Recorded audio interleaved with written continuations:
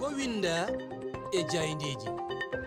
Ko winda e jayndeji ɗi galten e Oumouba mi salminima e ɗimon. Mi salmitike ma Arama Diallo. Oumouba e nder jaynde Afrique Guinée nde jaynde warti wiide tan tefore udditama caggal nde Eli Kamano humpiti koreji muɗum ciwlama. Nama jaynde Afrique Guinée hino mandini wonde yimɓe Eli Kamano nayo e ciwlama e nder ɓe e ɓiɓɓe makko ɗiɗo goto e jeeyaɓe e nder ɓengure nde holli ha joni ɓe humpitaka ɓurɓe ɓattade o nalankejo ƴami o e accutugol ɓe fayɓe ɓe andini wonde ɓe nangama e hoore ɓe anda hay e hunde e nder ndu muradu kasengo o cuuɗi ñawirɗi wano parke ɗen e mafanko andini tefore udditama fiyo alhaali hay si tawi ɓe hendanaka e kañum wullitande ko immori e kañum ɓengure nde.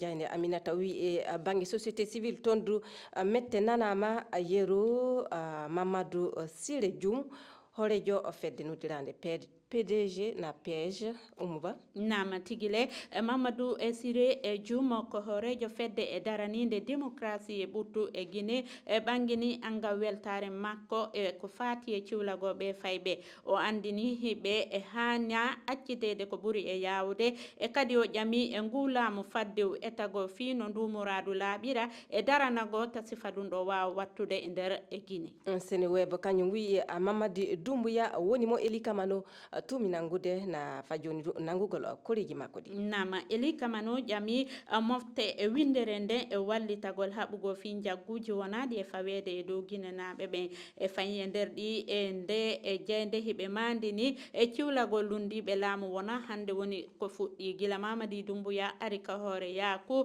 ciwlago yimɓe no waɗude ka sakkitiɗo yimɓe ɗuɗuɓe no mutina tawa ha joni ɓe humpitaka woni ko dawro yankeɓe ko yimɓe société civile makko jeynde yankoɓe ɓe fof e maɓɓe ko konunkoɓe ɓe woni ko tumira fawgol ɓe juuɗe. To banggue politique to ndu ko guinanama Oumouba. Nama ka banggue e politique horejo fedde politique IFDG Cellou Dalein Diallo lundiɗo laamu e Guinée e holli e mette e makko ko fati e kañum ciwlagol ɓe fayɓe e ɗuɗuɓe hino nanga e wi makko yo say ɗo ɗum ko wano Babila e Keita e o jeynde yankejo Cellou Dalein holliti mettu mum ko fati e nangugo fayɓe Eli Kamano. Fafama Oumouba.